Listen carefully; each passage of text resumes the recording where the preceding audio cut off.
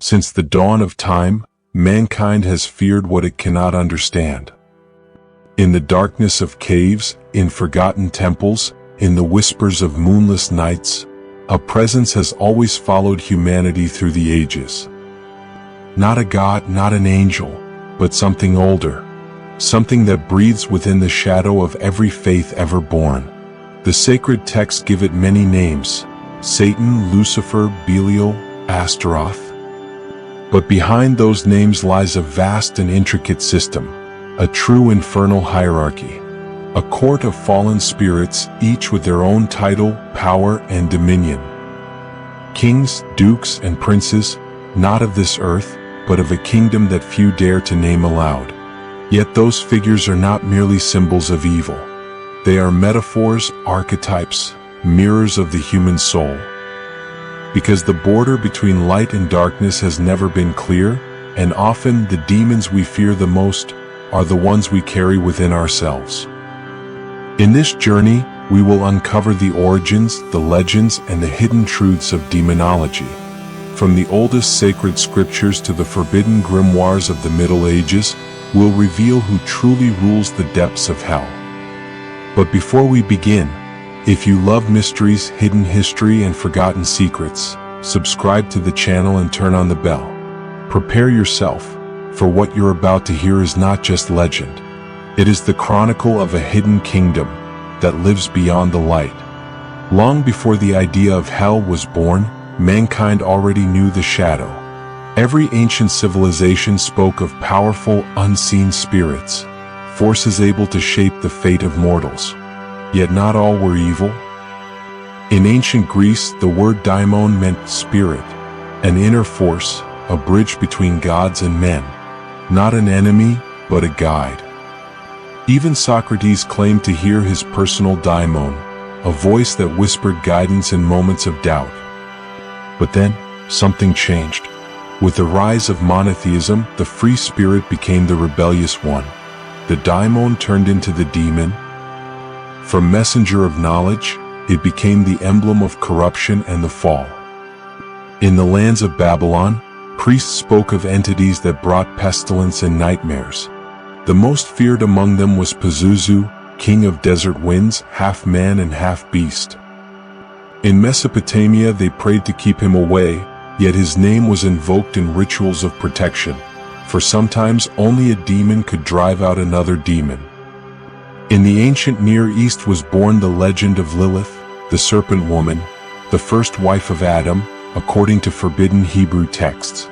Non sodomessa, fuggi dal giardino dell'Eden e giuro vendetta contro l'umanità. In the Talmud she is the spirit of the night, in the Book of Enoch, the mother of demons. Then came Asmodeus, the destroyer, mentioned in the Book of Tobit as the demon of jealousy and desire. And then Belial, born from nothing, the very embodiment of corruption and chaos. In these ancient names, a single truth echoes: evil does not come from nothing. It is a force that walks beside light, an inevitable reflection of divine power itself.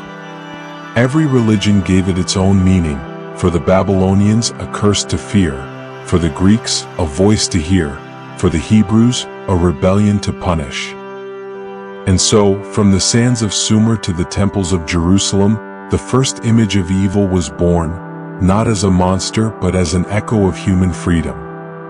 And from that freedom, and the rebellion that followed, would emerge the darkest story ever told: the fall of the angels. There was a time when every celestial being sang in perfect harmony. The universe was light, pure order, and divine balance. And then, something cracked in the heart of creation. According to the sacred texts, Lucifer was the brightest of all angels. His name, the light-bearer, embodied perfection, beauty, and divine intellect. But within the heart of light, a shadow was born. Lucifer began to believe he was not meant to serve, but to rule. The book of Isaiah calls him the fallen star, the one who tried to rise above God himself. In the book of Ezekiel, he is the angel who sought the highest throne. And in Revelation, his rebellion became war, 1/3 of heaven's angels followed him into the fall. It was the first cosmic war, not between good and evil, but between obedience and freedom. Legend says Lucifer's legions rose against Archangel Michael, and the heavens trembled for 7 days and 7 nights. When it was over, Lucifer and his followers were cast into the abyss. Angels of light turned into spirits of darkness. Their radiance became flame, their voice a whisper, their home, hell. Yet not all rebels were damned alike.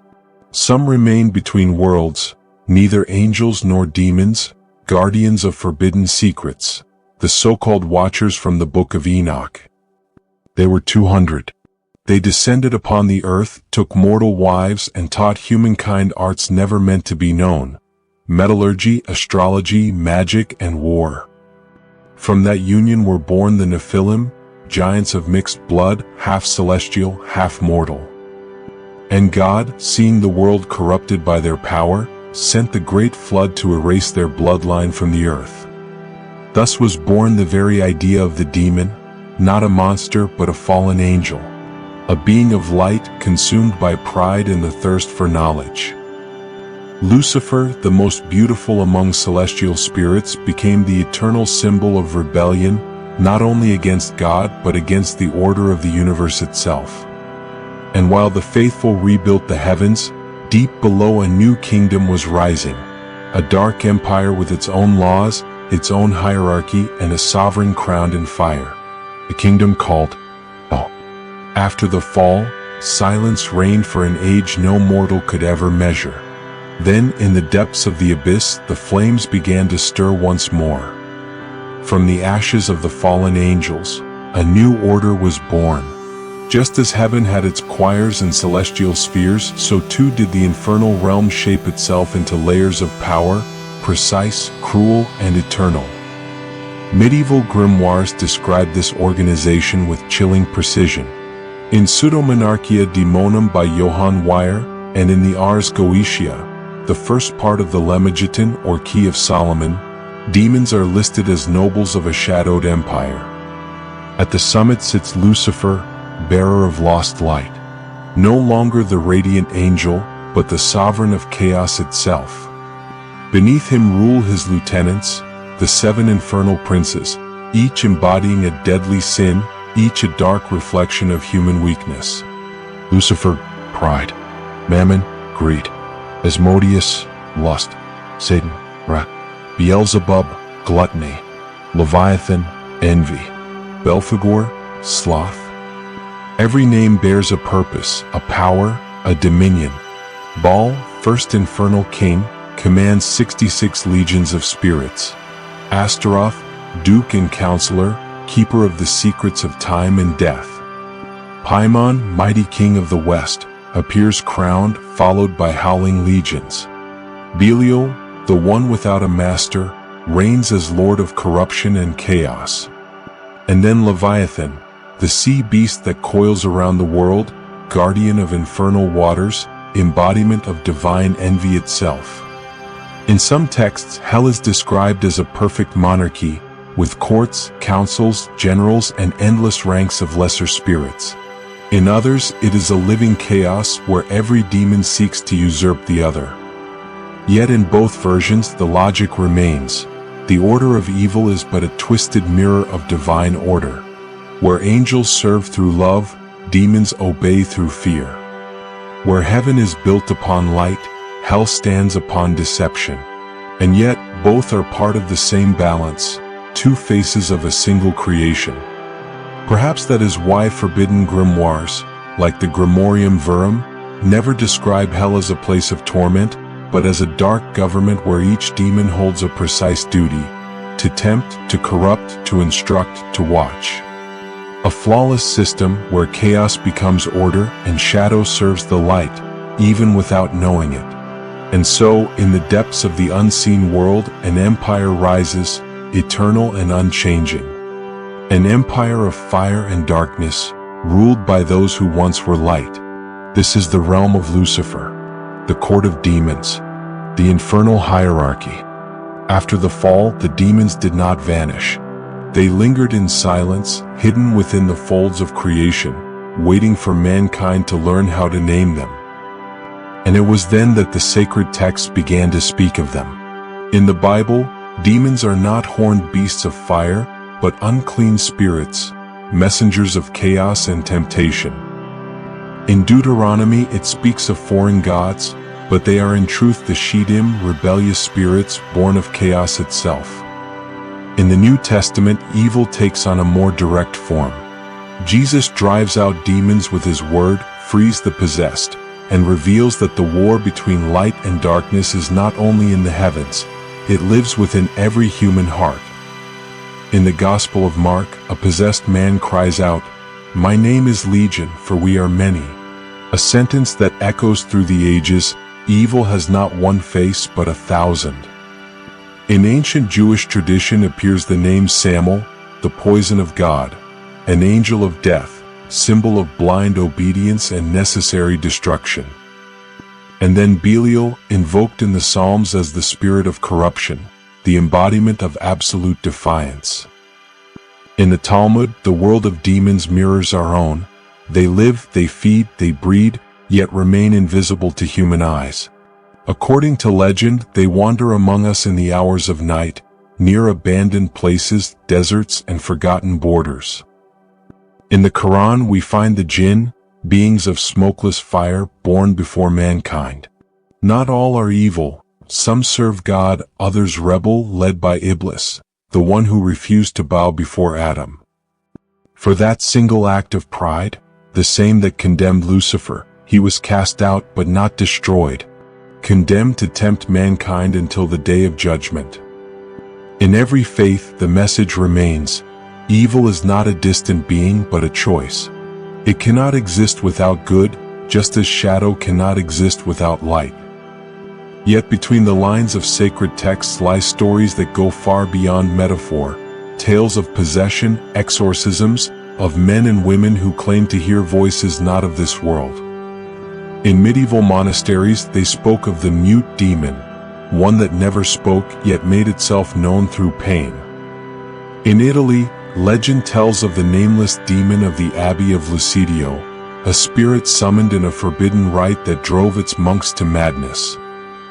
Other writings, like the Malleus Maleficarum, the Hammer of Witches, obsessively describe the devil's presence in daily life, in dreams, in bodies, in the whispers of the mind. But perhaps behind these stories lies a deeper message, that demons do not seek to possess the body alone, but above all, the will.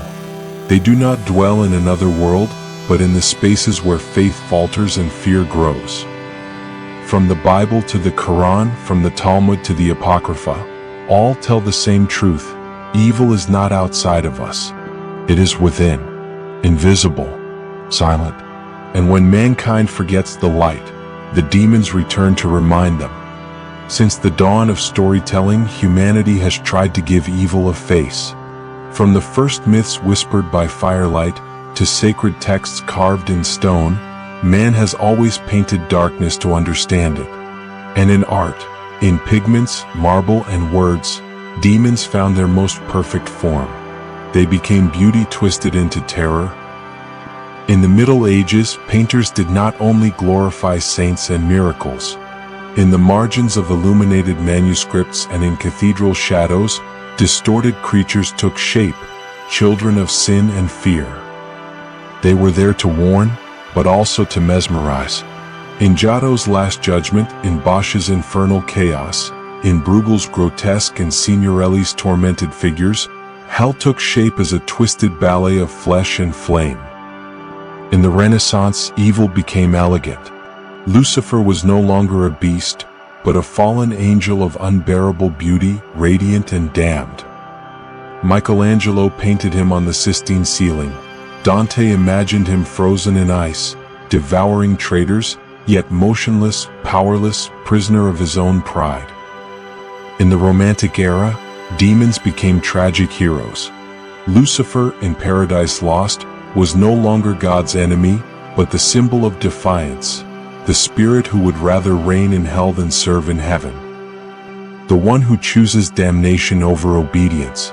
In the 19th and 20th centuries, the devil left the churches and took refuge in the human mind. For Goethe, he was Mephistopheles, the spirit of negation who destroys only to force man to create anew. For Baudelaire, he was the seduction of vice, the melancholy of a soul that loves what damns it. For Jung, he was the shadow, the hidden side of the self, feared yet inseparable from our being. The demon was no longer outside, but within, hiding in dreams, in desire, in the choices we know are wrong yet make anyway.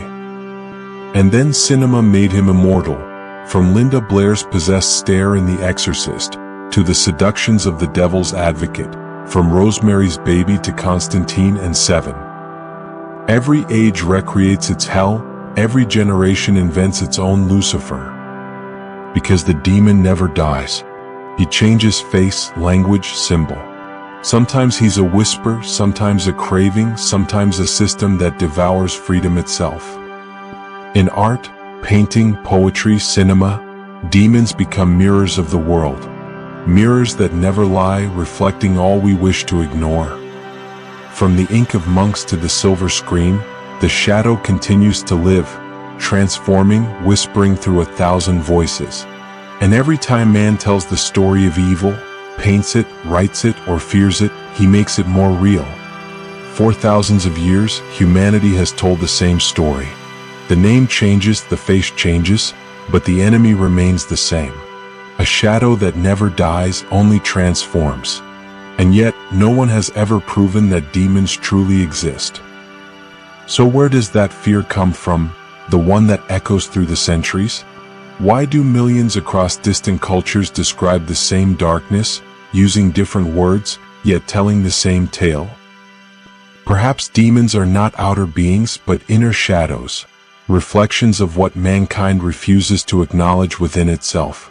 Hatred, envy, ambition, the thirst for power, the faces of our own inner demons. Of course, there are stories that defy all logic, unexplainable exorcisms, voices caught in the dark, places where time itself seems to stop. Maybe legends, or maybe something else. But even if they were real, perhaps their true power lies not in terror, but in the message they carry. Demons remind us that evil exists, not as a distant force but in everyday choices, in words that wound, in silences that destroy, in injustices we tolerate out of fear. They are proof that light alone is never enough. Darkness must exist to give it form. The shadow is what teaches its worth. Perhaps, deep down, demons are not mankind's enemies, but the guardians of his conscience. Beings that remind us what we could become, if we stop choosing good. Because the line between reality and legend is not drawn in the heavens or in hell, it's drawn within us, between what we are and what we might become. If you've made it this far, it means you too feel that hidden curiosity few dare to admit, the call of the shadow. You've heard forbidden names, hidden stories, truths mankind has tried to bury for centuries. And yet, something deep within you still hungers for more. This isn't just a video. It's the beginning of a journey, a descent into ancient doctrines, among lost texts and veiled symbols. In the next episodes, we'll uncover medieval grimoires, recorded apparitions, ancient rites of protection against the darkness, and tales of those who may have truly seen hell. If you wish to keep traveling deeper, subscribe now and ring the bell, so you won't miss the next revelation. Every week, another fragment of darkness will rise into the light. Remember, knowledge isn't meant for everyone, but those who truly seek it never return the same.